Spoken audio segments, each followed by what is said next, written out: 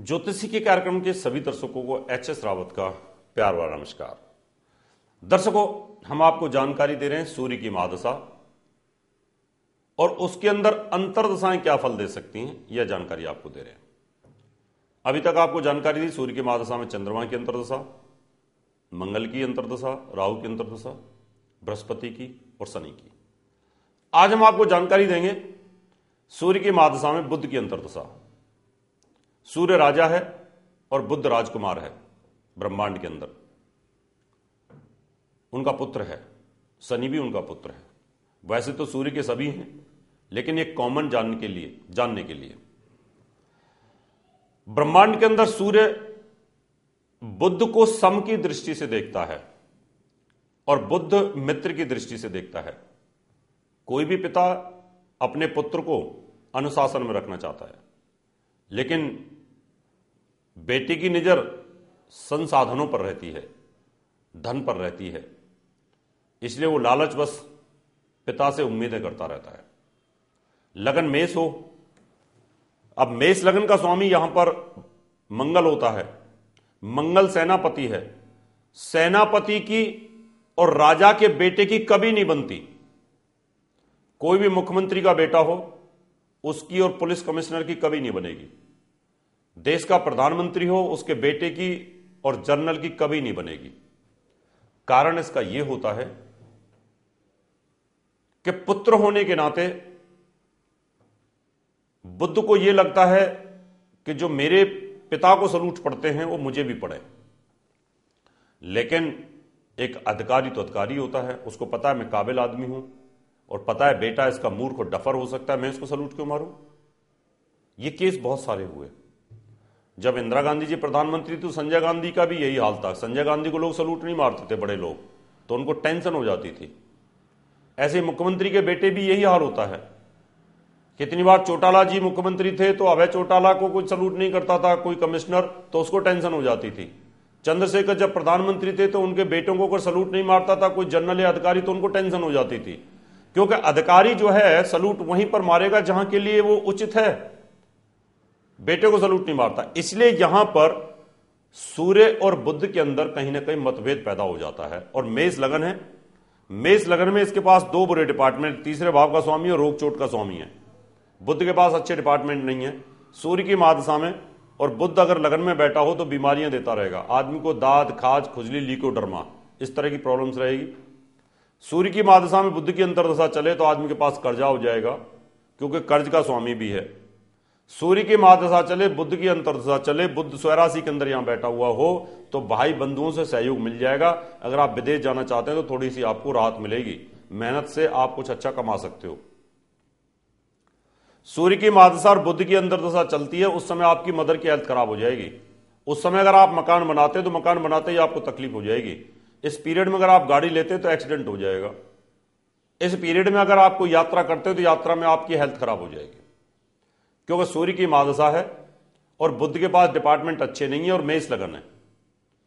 आपका बुध इधर बैठा हुआ है तो आपकी संतान बीमार रहेगी सूर्य की महादशा में, बुध की अंतर्दशा में, क्योंकि बुध यहां अपना फल करने में सक्षम रह नहीं पाएगा। क्योंकि एक तो सूर्य अनुशासन रखना चाहता है और दूसरा जो मंगल है वो उसके साथ इसकी बनती नहीं। इसलिए राजा और सेनापति के अंगेश जाकर के राजकुमार अच्छा फल नहीं कर सकता। यानी देश का प्रधानमंत्री हो और सेनापति हो, उसके खिलाफ उसका बेटा कोई काम नहीं कर सकता।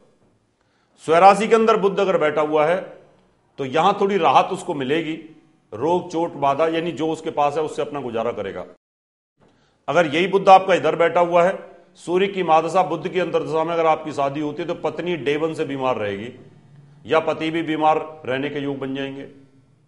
सूर्य की महादशा और बुध की अंतर्दशा हो और जिसका अष्टम भाव में बुध बैठा हो, बहुत ही गंदा योग होगा। सूर्य की महादशा और बुध की अंतर्दशा में आदमी को बहुत भयंकर स्किन की प्रॉब्लम आ जाएगी, बहुत हैवी डिप्रेशन होगा। उसी पीरियड के अंदर स्किन की जितनी भी बीमारियां सब आ सकती हैं और जिनको ल्यूकोडर्मा भी डेवलप हो सकता है, और साथ में पेट की भयंकर तकलीफ, मन में हिस्टीरिया, भय और मति भ्रमित हो जाएगी। इस समय आप बुध का इलाज कर सकते हैं। आपका बुध इधर बैठा हुआ है भाग्य स्थान पर, सूर्य की महादशा और बुध की अंतर्दशा, और ये धनु राशि है।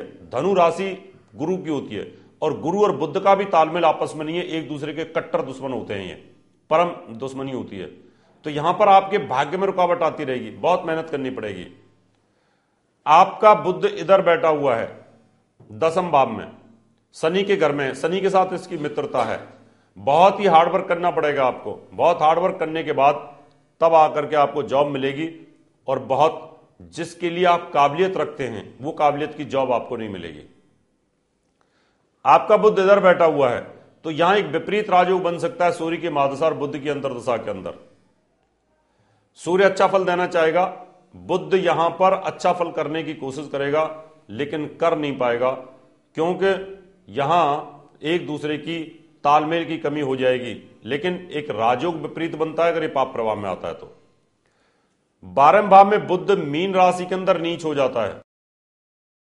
जो भी मेहनत करेंगे उसका रिजल्ट नहीं मिलेगा, हमेशा बीमारियों से पीड़ित रहेंगे इस पीरियड में। तो सूर्य की महादशा और बुध की अंतर्दशा और मेष लगन आपके लिए अच्छा फल नहीं है।